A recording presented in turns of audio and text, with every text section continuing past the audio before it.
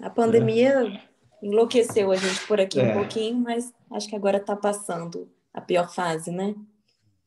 assim esperamos, né? É. Bom, galera, então acho que eu já vou apresentar aqui o Thiago. Primeiro, eu gostaria de agradecer ele. Brevemente, assim, uma apresentação. Então, o Thiago Moraes, ele é professor do programa de pós-graduação em Ciências da Saúde da PUC, do Paraná, bolsista de produtividade do CNPq e coordenador do Comitê de Estudos Internacionais da ISPD, e co-chair do Comitê de Diálise Peritoneal da Sociedade Latino-Americana de Nefrologia. Então, ele gentilmente aceitou esse convite para falar sobre diálise peritoneal. É um tema que ele tem uma enorme expertise, gosta bastante. E, bom, aqui em Brasília é uma cidade que tem um ambiente bem favorável à diálise peritoneal. Então, existem serviços grandes aqui e os residentes dos serviços de os egressos das residências de nefrologia local têm contato com diálise peritoneal, entendem do método, recomendam para os pacientes e tá crescendo o método aqui na cidade por uma necessidade também pela falta de postos para hemodiálise e então é um tema de suma importância. Obrigado, Thiago, aí pela sua participação. Obrigado, Tiago. Foi um prazer poder estar de novo com vocês aí de Brasília. Já tive 2 vezes presencialmente ao longo da última década, assim. E vou então falar um pouco para vocês. Vocês fiquem à vontade para me interromper a qualquer momento, tá? Para poder discutir com vocês aqui sobre então a adequacidade em diálise peritoneal, tá? Para vocês terem aqui estão meus conflitos de interesse. E para vocês entenderem um pouco, assim, para a gente falar de adequacidade, é importante a gente entender um pouco sobre a membrana peritoneal, tá? Entender como é que a gente remove soluto, como é que a gente remove líquido, para depois entender um pouco do conceito de como é que era no passado, tá? Então, assim, ó, essa aqui é uma representação esquemática da membrana peritoneal. Se vocês observarem aqui, elas têm 5 barreiras, mas 2 são as principais barreiras que a gente tem quando a gente fala em remoção de soluto. O endotélio vascular e o interstício, embora o interstício é mais a médio e longo prazo, conforme ele vai sofrendo alterações ao longo da exposição a soluções bioincompatíveis e a episódios de peritonite, esse espaço intersticial ele passa a sofrer fibrose e com isso, ao longo do tempo, esse aqui passa a se tornar uma barreira também para a remoção de soluto.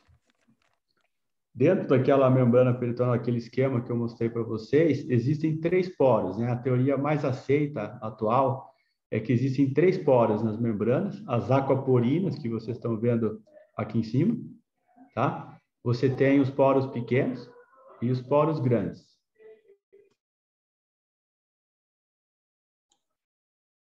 E quando a gente fala aqui em aquaporina, poro pequeno e poro grande, a aquaporina ela é responsável por 50% aproximadamente da ultrafiltração. O restante é por poros pequenos, tá? E os poros grandes, embora eles não tenham grande importância quando a gente fala sobre ultrafiltração e sobre remoção de soluto, ela é importante porque a gente perde uma quantidade razoável de proteína diariamente por ela, né? O que o Tiago está falando quando de ultrafiltração, né? Porque vocês vão ver ao longo da discussão que o conceito de adequacidade ele mudou ao longo dos últimos anos e a gente agora não fala mais de adequacidade, simplesmente de remoção de soluto. O controle volêmico ele também é importante para você falar sobre adequacidade. Muito bem, né? Quando a gente fala, então, de adequacidade, a gente tem que ter em mente como que é feito atualmente as modalidades de diálise peritoneal. Essa é uma figura clássica que eu imagino que a maioria de vocês já deve ter tido contato com ela, tá? Ela é presente em vários trabalhos ao longo dos últimos 20 anos, ficou clássica nesse formato. Aqui a CAPD, tá? Diálise peritoneal ambulatorial contínua, onde eu tenho, então, 4 trocas diárias, 3 trocas durante o dia e 1 troca durante a noite. a solução permanece no abdômen constantemente, as trocas são realizadas manualmente, e a diferença, assim, o que eu gostaria de dar destaque nesse momento é que o tempo de permanência nela, na cavidade abdominal, é muito maior do que na automatizada.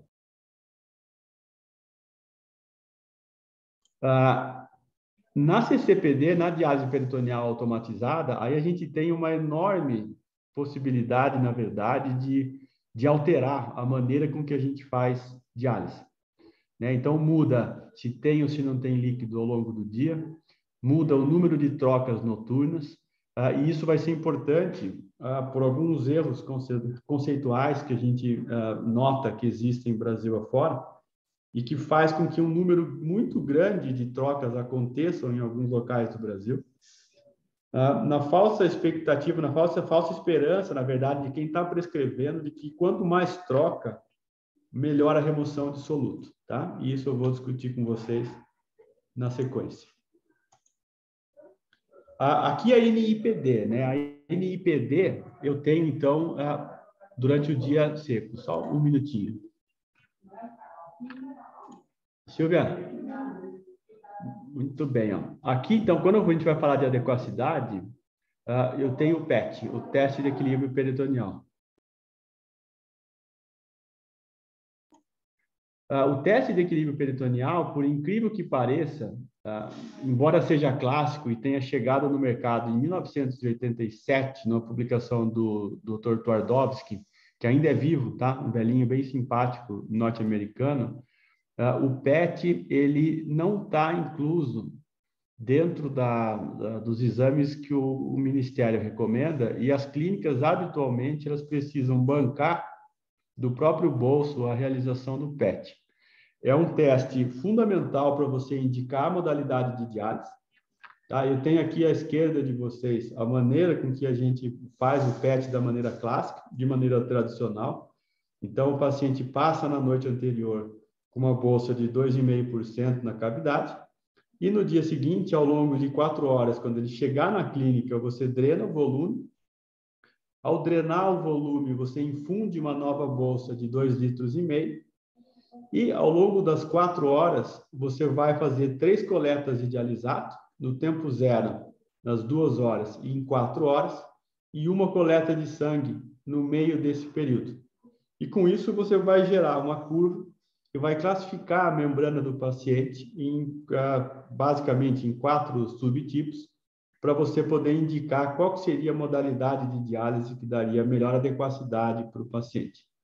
Então, autotransportadores se beneficiam mais da automatizada, baixo-transportadores, eles se beneficiam mais da diálise peritoneal ambulatorial contínua. Com um pouco de prática, vocês vão conseguir, na verdade, manejar o paciente médio-baixo, médio-alto e mesmo o baixo transportador em automatizado, tá? Mas precisa ter um pouquinho de prática. Por outro lado, você tratar um autotransportador em CAPD é muito mais complicado, tá? Vai necessitar um número de trocas maiores, e aí você vai cair num problemão de aderência dos pacientes, tá? E aqui, ó, para mostrar para vocês, então, aquela questão que eu tinha comentado antes, tá? Quando a gente vai falar sobre remoção de soluto em diálise peritoneal, é muito mais importante o volume de infusão na cavidade abdominal do que o número de trocas.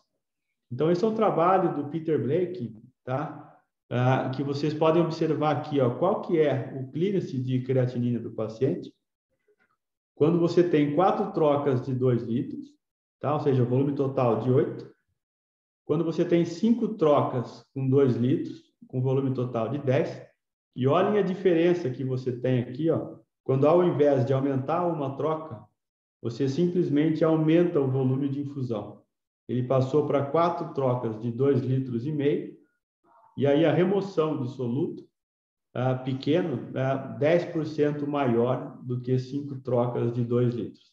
Então, a primeira mensagem que eu habitualmente passo quando eu falo de adequacidade é que é mais importante você acertar o volume máximo tolerado na cavidade abdominal do paciente do que ficar aumentando indefinidamente o número de trocas, tá? Eu devo ter uma imagem aqui na sequência, ó, da mesmo tipo de desenho para automatizado. Então, eu tenho aqui ó, um paciente que está usando 20 litros por dia, tá? Uma prescrição que ninguém costuma fazer, mas aqui está só para questão de estudo clínico. 8 trocas de 2,5 litros, 4 trocas de 2 litros, 4 trocas de 2,5 e 3 trocas de 2,5. Tá? Você vai ver que quanto menos troca, melhor a remoção de soluto. Tá? É mais importante você distribuir um novo volume ao longo de trocas, de menos número de trocas, do que ficar fazendo várias. Tá?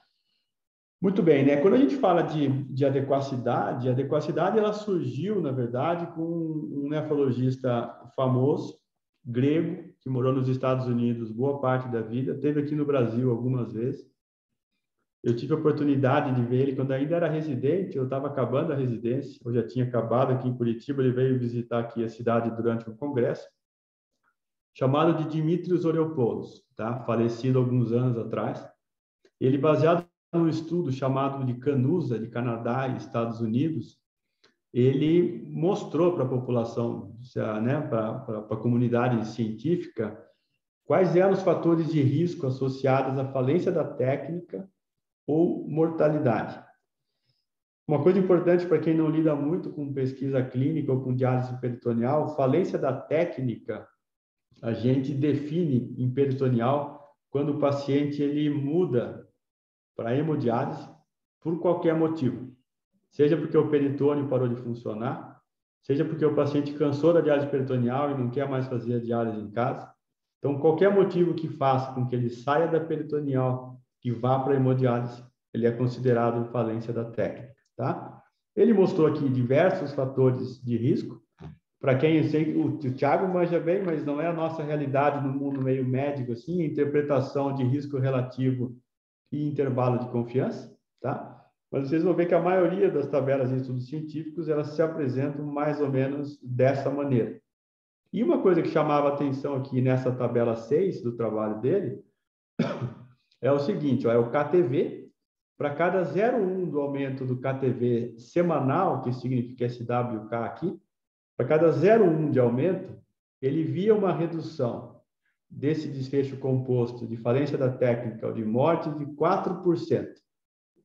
Tá? E esse risco de um intervalo de confiança, essa redução poderia estar entre um intervalo de 6% até 1%. Tá? Você chega nesse número dividindo, fazendo 1 menos o número que você encontrou aqui. Então, naquela época, quando eu comecei, se postulava que o KTV ideal para um paciente em diálise peritoneal ele fosse de 2 ou 2,1, tá?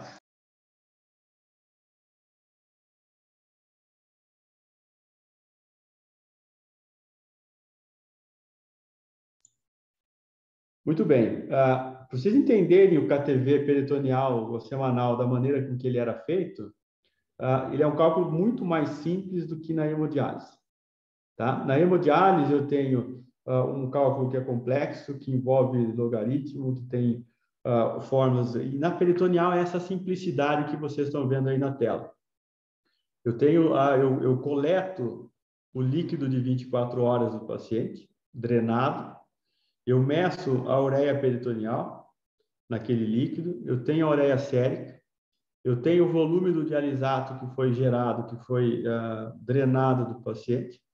Água corporal total, a gente utiliza habitualmente a fórmula de Watson para calcular. E como é um valor semanal, então eu multiplico por 7. Tá? Então, essa é a maneira com que a gente faz o KTV clássico. Se vocês fizerem muita troca, o que vai acontecer é que não vai dar tempo do soluto passar com facilidade pela membrana peritoneal e você, embora tenha um aumento do volume do dialisato, você vai ter uma redução da ureia peritoneal. Então, você não consegue um bom benefício na melhora de KTV, tá? E, se vocês observarem, então, aqui, o que a gente sugere que a gente faça para melhorar KTV é que você tenha uma cavidade úmida ao longo do dia, um maior volume de infusão e, eventualmente, uma troca adicional no meio do dia. Lembrar que, quando você faz uma troca adicional no meio do dia, habitualmente o paciente ele vai reclamar contigo, tá? Ele vai ter um trabalho adicional para a terapia dele. Então, você vai precisar, desde o início do treinamento dele, orientar que um dia ele talvez precise da troca no meio do dia. Vai ser menos traumático quando você mudar a prescrição dele de acordo com a necessidade que ele venha a ter. Bom, na sequência do trabalho do Dimitris Oriopoulos, veio então a professora Joanne Bargman, de Toronto, que foi aluna de doutorado do Dimitris, e ela reanalisou o Canusa. E ela reanalisou o Canusa quebrando aquele KTV que o paciente tinha descrito em um KTV peritoneal e um KTV urinário. Então, aquela mesma forma que vocês viram usando ali para a ureia peritoneal, ela colocava ureia urinária e, ao invés da água corporal do volume do dialisato, ela colocava o volume de diurese total em 24 horas. E aí, ela mostrou para a gente que, na verdade, o que se associa à melhor mortalidade não é o KTV total, mas simplesmente o componente urinário, tá, do KTV. E a cada 250 que o paciente tinha a mais de diurese, naquela coorte havia uma redução de 36% na mortalidade. A partir daqui, surgiu então o conceito com mais intensidade de diurese residual, e o KTV começou a ser colocado em xeque. Tá? Aqui é a maneira com que a gente tem o componente renal do KTV total. Tá? E aí, então, veio o Ramon Paniagua, tá? Um mexicano, e ele desenhou um dos estudos mais conhecidos dentro da diálise peritoneal, chamado de ADMEX. Lá eles têm 75%, 80% de pacientes em diálise peritoneal no país, e ele fez, então, um estudo clínico randomizado para paciente com 2,1 de KTV, que é essa linha aqui acima. Você vê que ele teve um sucesso enorme em manter o KTV constante desse grupo, e um grupo embaixo, tá, de intervenção com KTV de 1,7. E ele mostrou que não teve diferença de mortalidade para o KTV peritoneal de 1,7 e 2,1, que era aquele utilizado pelo Dimitris Oriopoulos lá atrás. Tá? Ou seja, o KTV peritoneal não parecia ter grande importância em relação a quanto mais, melhor. O que a gente não sabia até o momento é qual que era o limite mínimo necessário para você ter uma boa qualidade de vida, uma boa expectativa de vida com uma remoção de soluto pequena. E agora, durante o congresso da ISPD, da ISN, o ano passado, o Simon Davis e o Fred Finkelstein apresentaram para a gente os resultados de um trabalho publicado também no PDI, que mostra a dificuldade que é para o paciente com doença renal crônica você mensurar água corporal total. Tá? Então, eu tenho 2 slides para vocês aqui, para você ver como é complicado usar um KTV para dizer se um paciente está com uma boa adequacidade ou não. O primeiro aqui, ó, ele está mostrando a discordância na determinação da água corporal total, usando a antropometria versus um isótopo de diluição. E vocês vão ver aqui, ó, que para um paciente que tem uma estimativa de 35 litros de água corporal total, o KTV poderia ter variado, tá? Se fosse 1,7, de 1,44 a 2,06. Ou seja, é um valor muito alto, uma variação muito grande, inaceitável, né? Se você considerar que 1,7 é o valor-alvo, era o valor-alvo até pouco tempo atrás, o valor de 1,44 é muito baixo, o valor de 2,06 então, seria um valor mais do que bom. E se você mudar, então, vamos olhar então bioimpedância versus o padrão ouro, né, o isótopo de diluição, você vai ver que a bioimpedância também tem os seus problemas e o intervalo de confiança aqui de 1,44 a 1,94. Na nossa prática, a gente não tem como utilizar isótopo de diluição de rotina. Ou a gente usa bioimpedância, ou a gente usa a antropometria. E o que acontece é que a gente vai cair nesse erro, e eu imagino que vocês que lidam com diálise peritoneal devem ter um paciente com KTV acima de 1,7, seria um bom valor, que tem sintoma de má diálise. Ou o contrário, tem um paciente com KTV abaixo de 1,7, que não tem sintoma algum, que está muito bem, obrigado. Por causa disso, o KTV ele começou a cair em desuso, e há 5 anos atrás, na Austrália, durante o Congresso Mundial de Diálise Peritoneal, esse grupo que está aqui, e mais alguns que não puderam estar presentes lá na época, a gente se reuniu para estabelecer a criação de novas diretrizes em diálise peritoneal, entre elas uma diretriz que era para falar exatamente de adequacidade. E o que aconteceu é que, depois de muita discussão, a gente resolveu, inclusive, mudar o nome da diretriz, tirando o termo adequacidade, porque a adequacidade está enraizado, a adequacidade é sinônimo de KTV, enquanto a adequacidade deveria ser um conceito mais universal de bem-estar do paciente. E a gente, então, a primeira medida foi mudar o nome da diretriz para recomendações na prescrição de diálise peritoneal de alta qualidade. A gente tentou dividir com gente do mundo inteiro para poder participar da diretriz. É uma diretriz que ela não tem um só artigo, são vários, são mais do que 10 artigos publicados. Começa numa revisão que eu e o Nil a gente fez sobre o que existia até aquele ponto, tá? Então, algumas coisas importantes, assim, né? A adequacidade, o KTV especificamente, ele está medindo para nós a remoção de moléculas pequenas, tá? De ureia. E a gente sabe que só a ureia, por si só, ela não é representativa de todas as toxinas urêmicas que existem e nem é o fator de risco mais importante para a expectativa de vida e qualidade de vida do paciente. A gente discute bastante em cima do KTV, havia uma preocupação grande, não aqui no Brasil, mas nos Estados Unidos, porque lá o pessoal depende, o reembolso deles, da diálise, depende de alguns critérios de qualidade, e o KTV era um deles. E havia a preocupação de que, se a gente extinguisse o KTV da diretriz, a qualidade nos Estados Unidos fosse cair muito, tá? Então, ela se mantém ali, mas simplesmente como um marcador de remoção de molécula pequena. E aí vieram vários outros, né? Uma coisa que surgiu e que tem tido ainda um impacto muito grande na literatura são trabalhos avaliados para a qualidade de vida. Não sei se vocês conhecem uma iniciativa chamada SONG, de Standard Outcomes in Nephrology, onde um dos trabalhos mais clássicos dela mostra que o que o médico pensa é diferente do que o paciente quer. O médico está preocupado em estudo clínico, em droga que melhora a mortalidade. O paciente em diálise, ele sabe que muitas vezes, principalmente nos pacientes mais idosos, que o tempo de vida dele é curto. Ele não quer ter mais 4 meses de vida, mais 6 meses de vida. Ele quer ter qualidade de vida no tempo que lhe resta.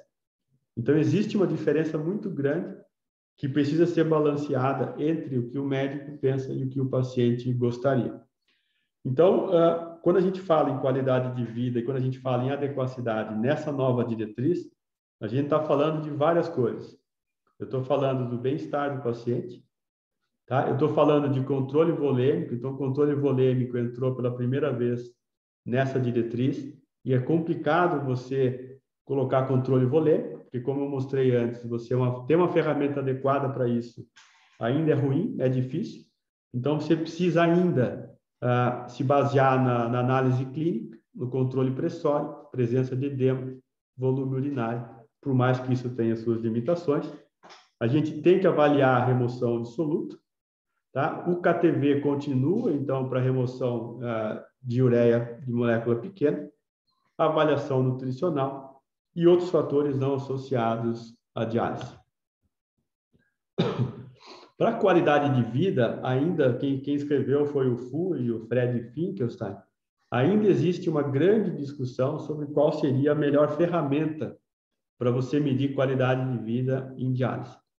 De qualquer maneira, eles passam que a percepção do grupo é que a qualidade de vida deva ser medida de maneira rotineira, levando em consideração o sintoma do paciente, o impacto do tratamento na vida do paciente e o status psicossocial. Vocês vão ver que a grande maioria, na nefro, diferente da cardio, a gente já é conhecido por ter trials menos robustos do que a cardio, do que a endócrino.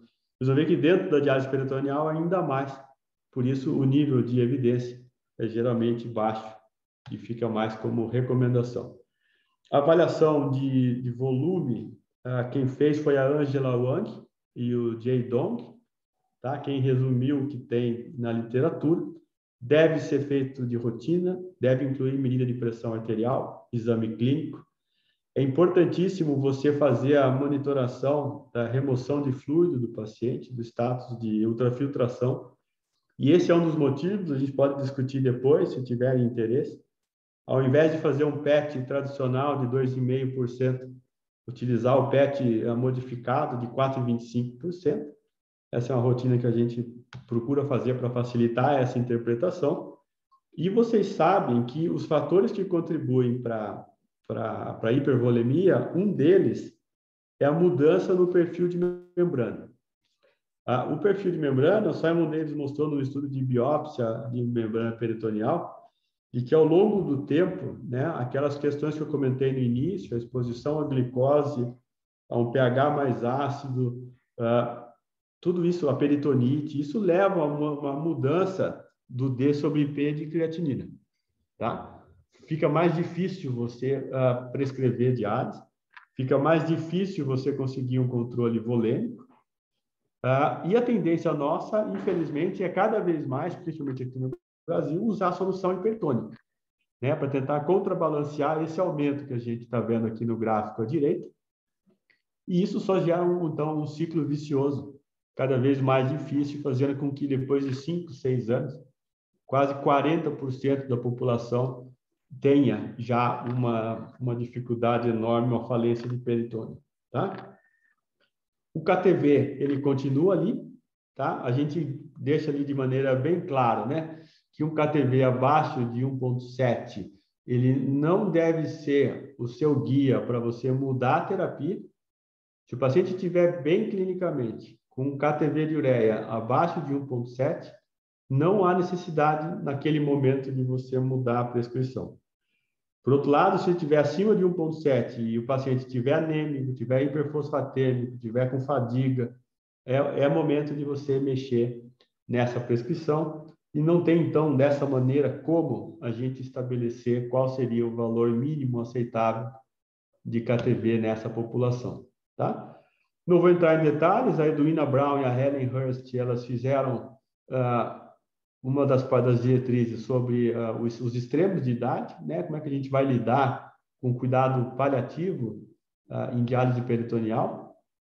E para mim, assim, o que é uma das questões mais interessantes, assim, mais atraentes na diálise peritoneal, que é o que a gente chama de incremental dialysis, assim, né? E quem escreveu aqui foi o Peter Blake, com o Simon Davis e o Ji Dong.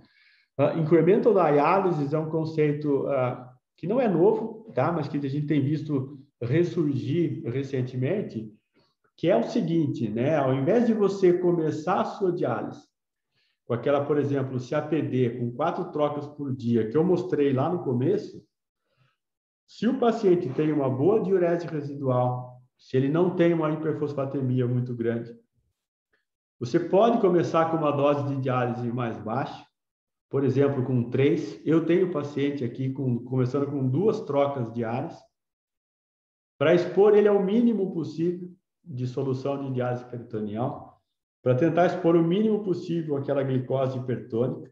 E aí, claro, você tem que ter um monitoramento de perto dele, tá? Principalmente da função renal residual, porque vai acontecer ao longo do tempo dele ir perdendo função e eu precisar, então, aumentar essa prescrição, essa dose de diálise dessa população, tá? No contexto geral, né, a diretriz, então, ela é complexa. Eu trouxe para vocês esse slide que resume no documento principal, onde tem todos os autores lá, só para vocês entenderem como não é fácil você definir o que é uma diálise adequada para o paciente, tá? São vários os fatores para serem levados em consideração. desde fatores associados à qualidade de vida, tá? Desfechos clínicos reportados pelo paciente tem tido um grande apelo ultimamente. Função renal residual, volemia, anemia, ósseo mineral, eletrolítico, inflamação peritoneal, perfil de membrana, tá? Então, existem várias estratégias. Para cada uma dessas, existe uma maneira de você agir para tentar melhorar, pelo menos de alguma maneira, o controle metabólico do paciente, tá? E aí, assim, o mais interessante disso tudo, então, é a gente, depois de apresentar tudo isso, sentar um pouco para discutir com vocês o que vocês têm de comentário, de crítica, de dúvida e dificuldade dentro da diálise peritoneal. Tiago, obrigado mais uma vez pelo convite e fico, então, aí à disposição de vocês para qualquer pergunta. Acho que está no mudo aí, Tiago. Desculpa, tava dando bronca nas crianças aqui, que nem você. Brincadeira. Eu dei umas 3, vocês viram aí, né? Não, então... O mais delicado é dar bronca na esposa, você tem que estar com cuidado aqui. Excelente apresentação. Eu tenho várias perguntas aqui que foram surgindo ao longo da aula. Primeiro eu vou deixar para os colegas ficarem à vontade, assim, para eu não monopolizar. Então, gente, ó, fiquem à vontade aí. Alguém gostaria já de começar? Agora que eu vi no chat, assim, que você tinha colocado ali sobre a diferença no KTV com bioimpedância, né? Então, vamos começar já. Então, foi muito interessante isso. Desde 2019, a gente tem um aparelho de bioimpedância, aquele da Fresenius, o BCM. Isso, o BCM, eu tenho ele também aqui. A gente acha muito bom, na verdade, porque a gente tinha de uma outra empresa lá que não tinha valores compatíveis com a clínica. É claro que o BCM, às vezes, também dá alguns resultados que não são compatíveis com a clínica. Bom, mas a gente interpreta isso, né? Mas aí em relação ao KTV, porque, né, na máquina da Fresenius, você pode colocar manualmente o volume de água corpórea do paciente, baseado no que o BCM te deu. E, invariavelmente, o volume de água corpórea é sempre menor do que o que as fórmulas dão para a gente. Então, como o V está no denominador, você reduz o V, que é o volume de água corpórea, aumenta o seu KTV. Vocês têm usado o BCM ou as fórmulas para o cálculo do KTV? O cálculo do KTV, na verdade, a gente aqui usa, que é mais fácil, a Watson do que o BCM. E a gente tenta, na verdade, manter sempre o mesmo padrão, né? Porque se você ficar mudando do BCM para o Watson e vice-versa, você vai ter uma variação muito grande. Então, o importante, na minha opinião, assim, é que, por exemplo, se vocês usam o BCM, fiquem sempre no BCM. Se você usa o Watson, fica sempre no Watson, porque daí variações do KTV vão te levar a pensar em alguma alteração clínica não relacionada a um erro de identificação de volemia, sabe? O que eu tenho contato muito grande com o pessoal de Nova York. Eu estou coordenando o banco deles do mundo, né, da Fresenius de diálise peritoneal. E a impressão geral assim é que o BCM ele é muito bom para você monitorar variações da volemia. Você pegar de maneira isolada assim e dizer esse cara está com tanto de volume ou de overhydration, ele não é tão preciso. Mas essas variações são fundamentais. Se você tem a possibilidade que você tem de monitorar contínuo, eu faria. Eu não faço aqui porque eu tenho dificuldade com as meninas da nutrição que fazem a avaliação, delas terem acesso fácil ao BCM. Senão seria, obviamente, a melhor maneira. A gente tem uma limitação pelo custo mesmo. Tem um custo daquelas... O chip eu nem uso, né? Porque dá para você fazer sem o chip, né? Você mede na mensura na tela e aí anota na mão. Mas é mais caro, né? Tem uma história engraçada, que uma vez eu estava no turno da diálise, aí eu fiz o meu BCM. Aí deu 2 quilos abaixo do meu peso ideal. Então eu falei, tô desidratado aqui, vou tomar uma água. Eu sugiro as pessoas a fazerem isso, é engraçado. Bom, uma outra questão que eu acho bem interessante... Não, peraí, então o Luiz perguntou aqui, vou dar preferência para ele. Tá. Ele elogiou a aula, obviamente, foi muito boa mesmo. Obrigado, Luiz. Falando sobre a diálise incremental, sugestão de uma dose mínima para começar, considerando que o paciente Aham, está iniciando com uma boa função residual. correto. Olha, Luiz, na verdade, assim, não existe uma diretriz hoje sobre qual que seria a dose inicial para uma diálise incremental adequada. Aí depende, por exemplo, se você vai fazer a diálise incremental com CAPD ou com automatizada. O que é regra, assim, que a gente deixa bem claro na incremental, é que quando eu estou falando de automatizada, eu não começo em CCPD, que é a diálise peritoneal contínua. Então, você pode começar em noturna intermitente, com volume menor, e aí você pode simular na automatizada uma CAPD. Então, ao invés de você fazer aquelas 5 trocas noturnas, ao invés de você fazer uma CAPD com 2, 3 trocas, que eu comentei que eu faço, eu posso fazer essas 2 trocas durante a noite com a cicladora. Né? O cara vai dormir ali com 2 trocas de 4 horas, e aí você começa dessa maneira. Mas não tem uma fórmula, uma regra bem estabelecida ainda. Falta estudo clínico, e é muito do feeling de cada um que tá manejando o paciente. Beleza. Bom, então eu vou para a pergunta aqui que eu estava formulando. Então, Thiago, eu vou só dividir aqui a minha tela para provar que eu não estou mentindo. Então, assim, ó, uma coisa que eu achei bem interessante de ver em outros países é a furosemida para pacientes dialíticos, o comprimido de 500 miligramas. Então, um Tá? comprimidinho só, 500 miligramas, seriam quase 12 comprimidos dos que a gente tem de 40. Uma coisa que eu Aham. observo é que às vezes os pacientes são rotulados assim, que não tem mais diurese residual, e o paciente está usando 2 comprimidos de furosemida por dia, um comprimido de furosemida por dia. E aí, depois que eu descobri que existe esse comprimido, isso foi quando eu era interno, que eu fui fazer um estágio fora, eu sempre prescrevo uma dose grande de furosemida. Na prática de vocês, qual que seria a dose máxima, assim? E é engraçado, porque, assim, quando o paciente interna, e eu, às vezes eu coloco 4 comprimidos de manhã e 4 comprimidos à tarde, eu tenho que colocar entre parênteses, é isso mesmo, porque senão todo mundo, os enfermeiros acham que eu escrevi errado e tal. Então, eu queria saber, assim, qual é o máximo de furosemida que você Que explora a gente nesse faz. paciente? Eu sigo o que a gente colocou na diretriz ali. A gente usa 250 miligramas, Tá? porque tem a questão da ototoxicidade, né? Tem Sim. alguns estudos sugerindo que acima de 250 você pode ter uma ototoxicidade maior, mas eu manipulo daí. Eu manipulo para 250, porque o paciente não tem paciência para tomar 6 comprimidos. Uhum. E eu faço exatamente a mesma coisa, não só com a furosemida, como com o IECA para paciente com proteinúria. Eu ponho dose mais alta e eu falo, é isso por causa da glomerulonefrite. Senão o colega, o farmacêutico, vai chamar você de louco, Sim. que você está usando uma super dosagem. Assim. Ah, mas eu achei Mas excelente isso daí. 250 já é uma dose. é o que a diretriz pede como você usar o máximo, né? Ali, os estudos que levam a esse valor não são estudos de excelente qualidade, mas sugerem que acima de 250 você tem um risco maior de surdez. Ah, isso é legal. Eu acho que até para a gente, claro, o foco hoje é peritoneal, mas para os crônicos também, né? O que o Sim, paciente tiver de diurese a mais é uma hipotensão a menos que ele vai ter na, que ele vai na, fazer. E a na gente, diálise, né? e já que você falou de diurese residual, a gente define a diurese, a presença de diurese residual quando tem mais do que 100 ml de urina em 24. Ah, tá.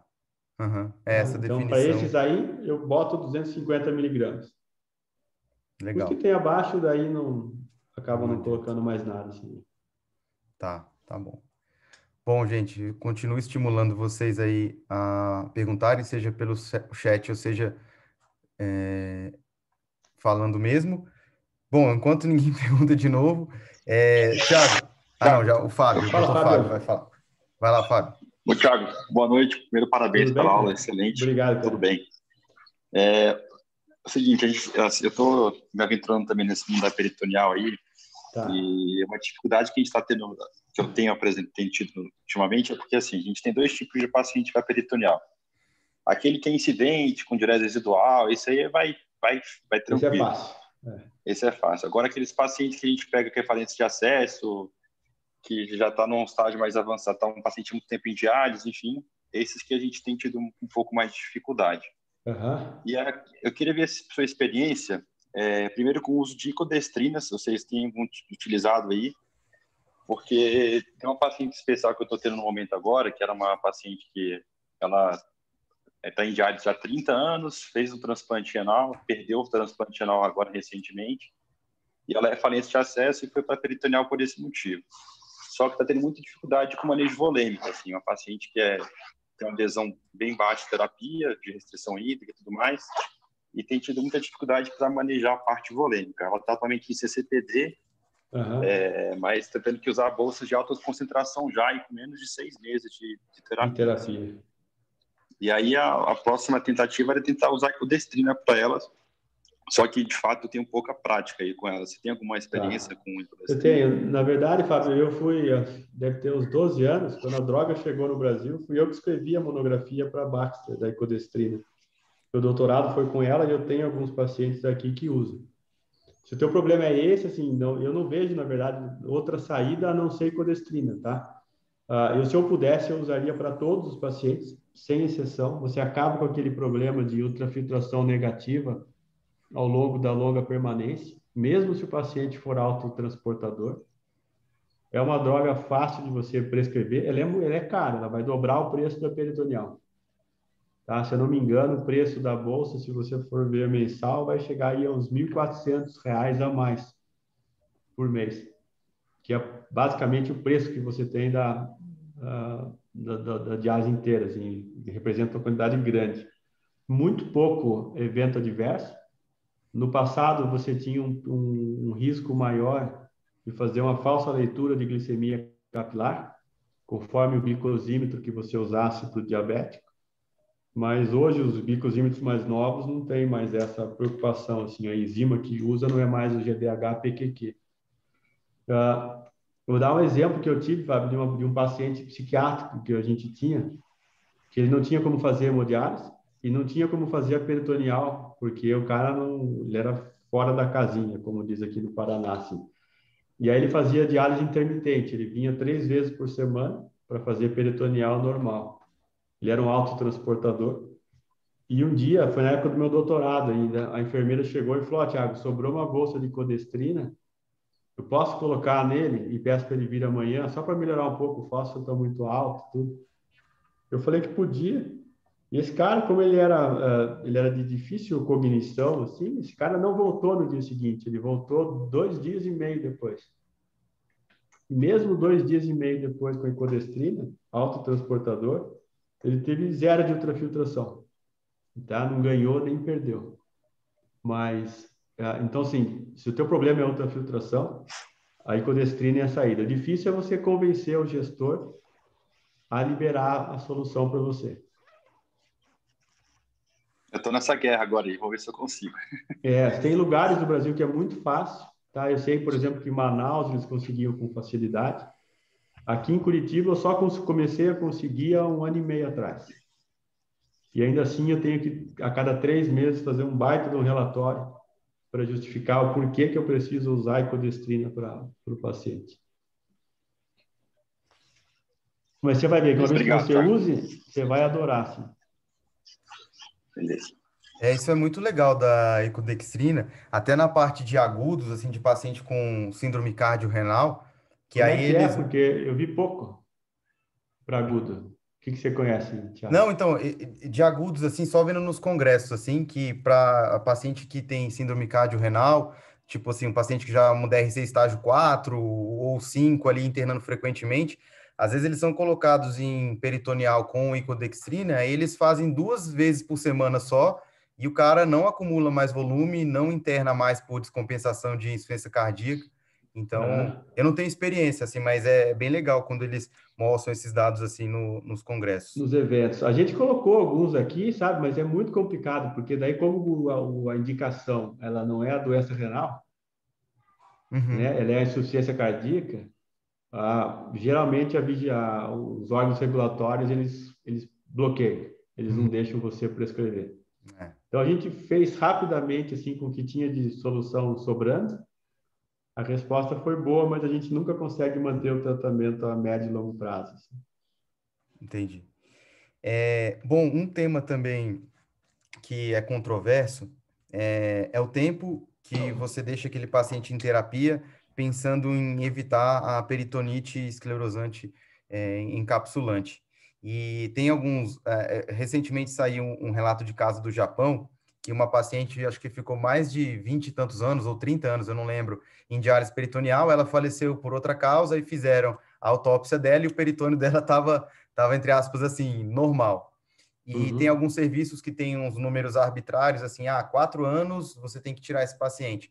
Vocês seguem algum número, como que você... Ou se está mudando a característica do peritônio do paciente, aí sim você fica mais tendencioso a tirá-lo, pensando, né, nessa complicação, como que é feito isso daí? Beleza. Ó, então, assim, ó, eu participei da escrita daquela diretriz curtinha que tem de EPS na SPD, tá? E aí é o seguinte, o Japão, ele morre de medo de esclerose peritoneal encapsulante.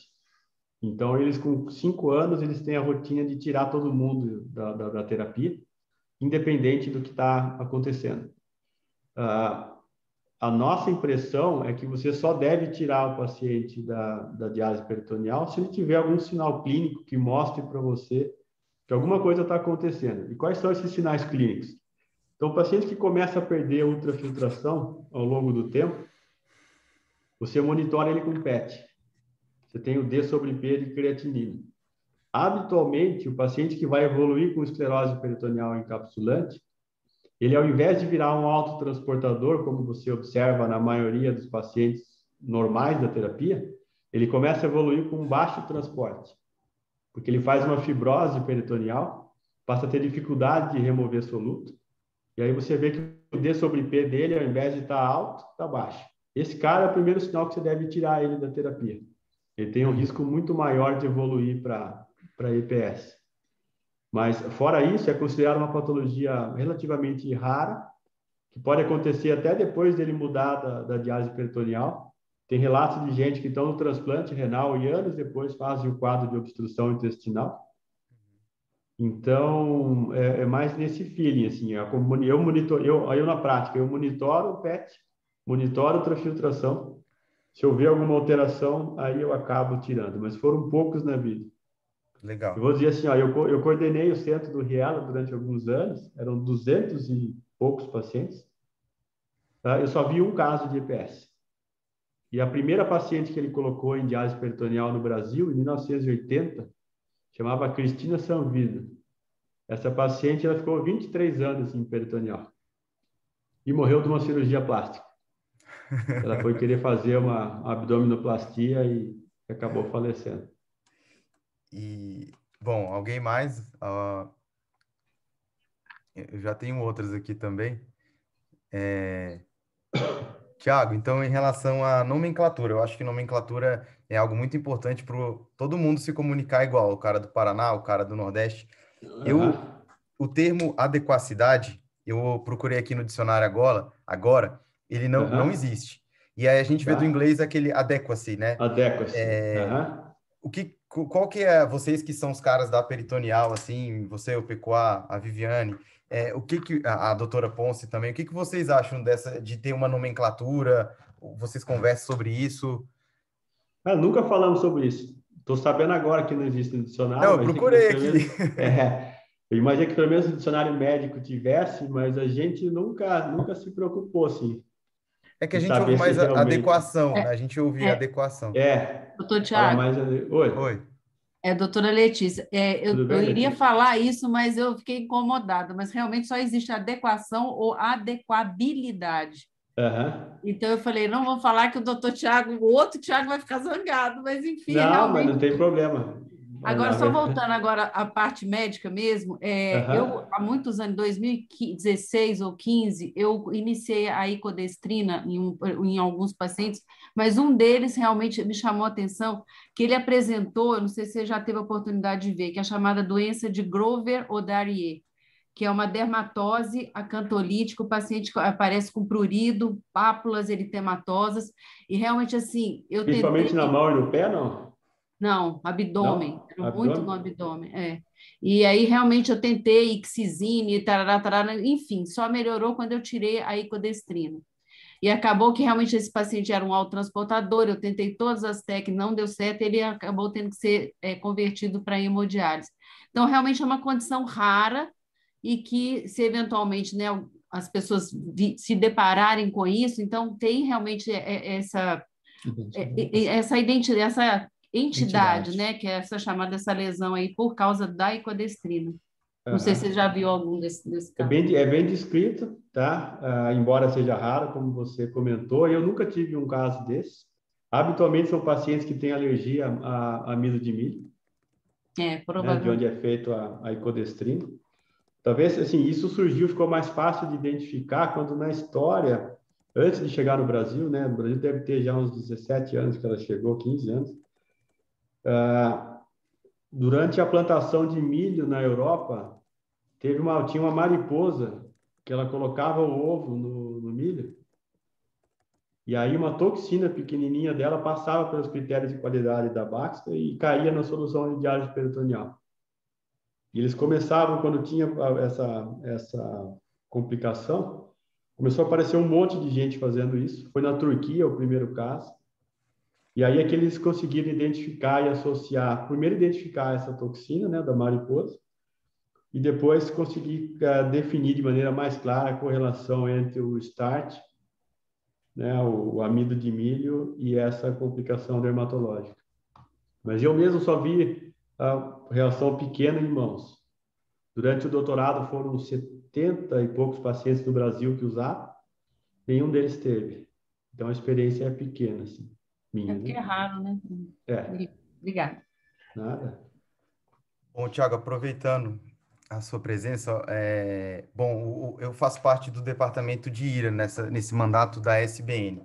E aí, uma das nossas missões é ter a nomenclatura dos procedimentos dialíticos intra-hospitalares, seja hemodiálise, seja diálise peritoneal, até outras modalidades, plasmaferese e tudo. E aí, tem que começar mudando a adequacidade para adequação. Não, esse a gente não vai chegar nesse mérito, não.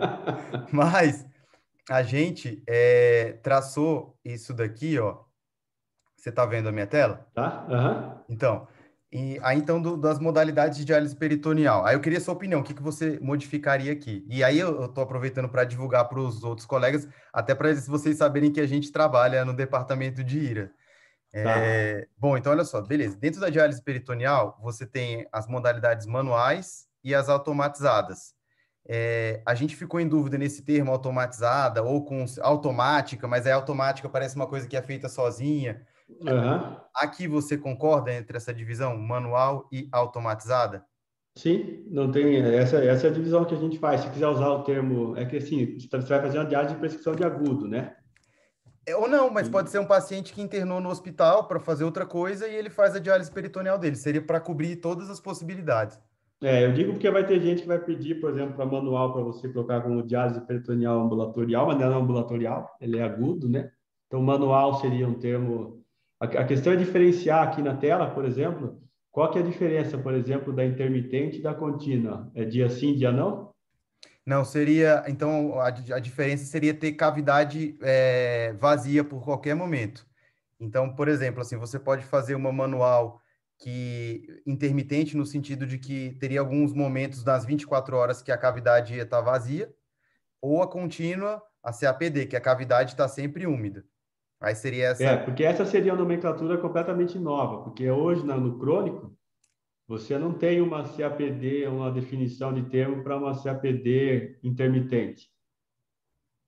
Uhum. Você fala em CAPD, você imagina que o cara está com líquido 24 horas, assim. Mas não necessariamente, né? Exato, mas daí sim, eu digo porque falta, que é mais comum você ver isso na automatizada. Isso. Onde você tem a noturna com a cicladora aí durante o dia vazio e a outra completamente cheia.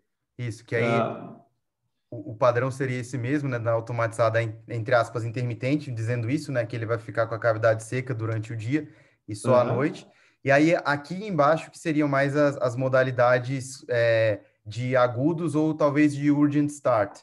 Então, a contínua de baixo volume, menos que 12 litros, seria, às vezes, aquele paciente urgent start, que você quer fazer mais, assim. E aí aquela para a ira mesmo, para agudos, Que a Dani faz, que é que a o Dani alto para paciente mais hipercatabólico, né? isso, aí ela mesmo que sugeriu, ela falou assim, ó, mais do que 42 litros a gente não usa, não tem indicação, mesmo para pacientes grandes. Aí ela falou, ó, é importante ter essa diferenciação do volume, porque senão as fontes pagadoras vão querer pagar por uma contínua no máximo 12 litros. Então, É aí... isso aí. Bom, eu vou te mandar depois, aí você E a dá outra, uma... e a outra coisa que eventualmente poderia colocar aí, que pode até encaixar nos dois, é a Tidal, né? Que tem gente que faz. Ah, tá, Edu, entendi. Beleza. Bom que aproveitei. Tá vendo que eu tô aproveitando para sugar tudo aqui que eu posso.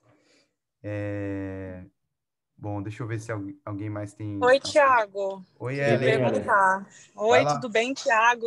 Tudo bem. Fartura de Tiago hoje. Boa Não noite, meu nome falta. é Ellen. Eu sou nefrologista que atuo com muitos transplantes de outros órgãos sólidos.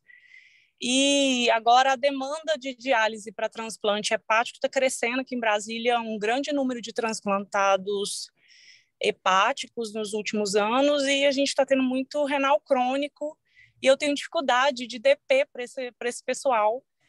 Mesmo é um pessoal que tem muita diurese, muitas vezes, que daria para dar muito certo com a DP, e aqui tem muita dificuldade de vaga de hemo, mas os cirurgiões não... E o pessoal da hepato torcem o nariz, e uma cirurgia grande, abdominal. Qual que é a sua experiência em relação a DP em transplantado hepático?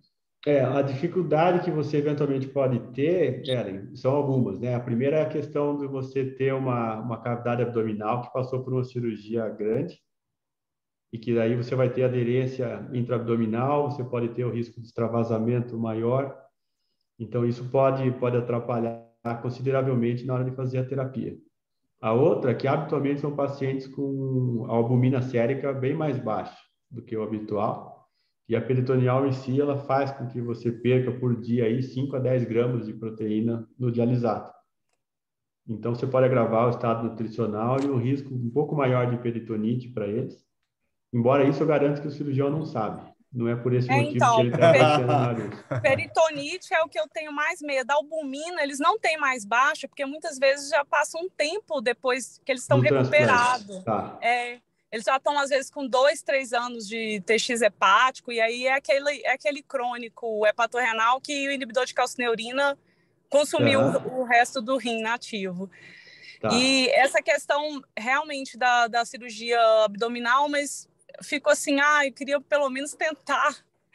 Não, fora isso, se o problema não for a aderência abdominal, como é um paciente que já está estabilizado do ponto de vista nutricional, é falta de conhecimento deles. Assim, é a mesma dificuldade que a gente tinha lá atrás para o próprio nefrologista quando eu queria falar de diálise peritoneal.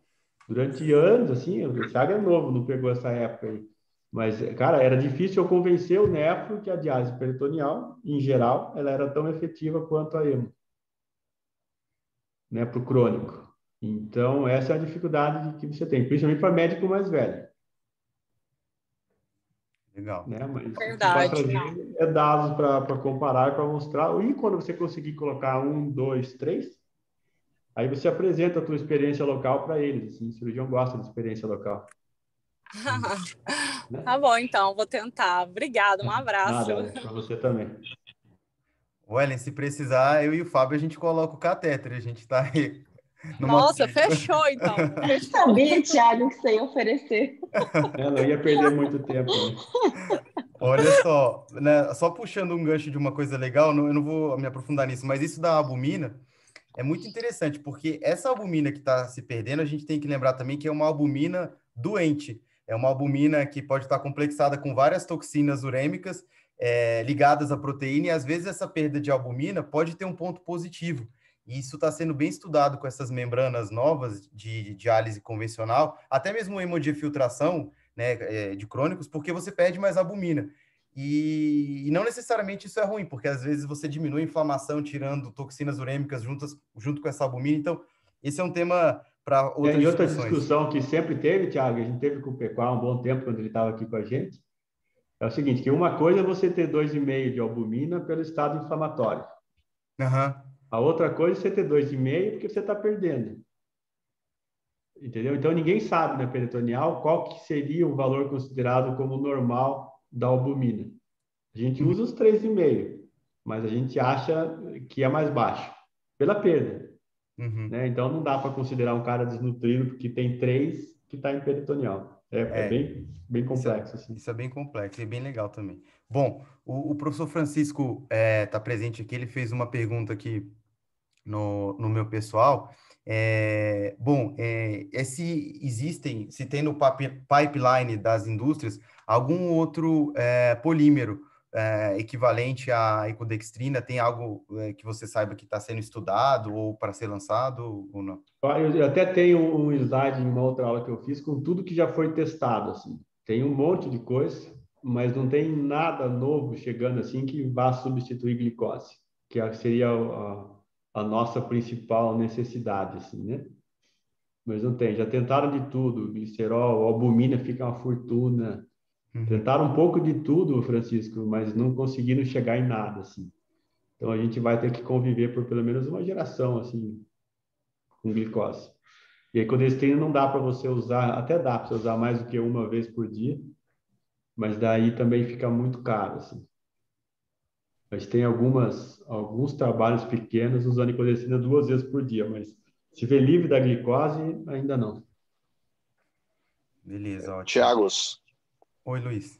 Manda ver. Tiagos, boa noite. Aproveitar para fazer mais uma pergunta, aproveitar para tirar aí todo o conhecimento e mais uma vez agradecer essa oportunidade dessa aula. A Ellen colocou bem essa situação nova aí do transplante hepático e cada vez mais a gente vem colocando pacientes em DP em situações especiais e que nem muitos próprios colegas acabam colocando. O cardiopata, que não tem escórias tão elevadas, mas a gente vai fazer por volume. Eu vinha conversando com alguns cardiologistas, uns colegas, sobre... Está bem claro a gente colocar em DP aquele paciente com insuficiência cardíaca avançada, hipervolemia, refratária, enfim. Mas tem aquele paciente também que é uma insuficiência cardíaca com fração de ejeção preservada ainda, mas que é aquela briga eterna entre secar e piorar o rim ou deixar uma creatina melhor e o cara ficar internando por descompensações. Você tem experiência em colocar, por exemplo, esse paciente que não é o cardiopata clássico em DP? Essa foi uma discussão que eu andei tendo com alguns colegas da cardio que me propuseram assim, cara, não tem mais o que fazer. Se eu seco, a ureia vai para 200. Se eu não seco, o coração não vai bem, né? Esse é um excelente tópico, assim, Luiz. Na verdade, para fração de ejeção preservada, o dia tinha que até anteontem, se eu não me engano, ou 3 dias atrás, não tinha nada, né? Não tinha nenhuma droga que funcione. A diálise peritoneal não tem nada para preservada. Eu recebi uma mensagem esses dias de que deve estar para ser publicado um trabalho com a empagliflozina, de que ela teve um benefício para a fração de ejeção preservada. Não vi o trabalho, só vi a chamada, mas para a diálise peritoneal especificamente, eu nunca vi nada. E eu nunca testei.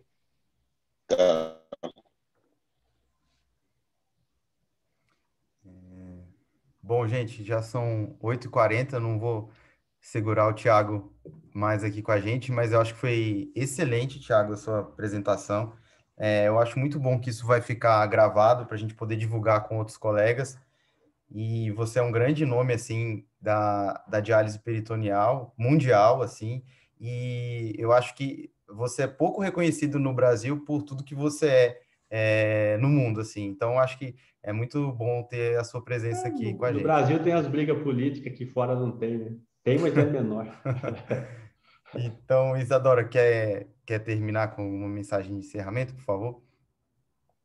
Eu só queria agradecer mesmo, realmente foi uma discussão muito rica, muito bom. Obrigado, Isadora. Obrigada pela presença aqui na SBNDF. Obrigado para vocês todos aí. Espero poder, em breve, estar em Brasília para pôr a conversa Será em dia muito bem-vindo. pessoalmente. Obrigado. Muito bem-vindo. Tá bom. Bom, gente, um abraço para todos e obrigado aí pelo quórum. Tchau, Thiago. Valeu. Muito bom. Tchau, Obrigado tchau. a todos.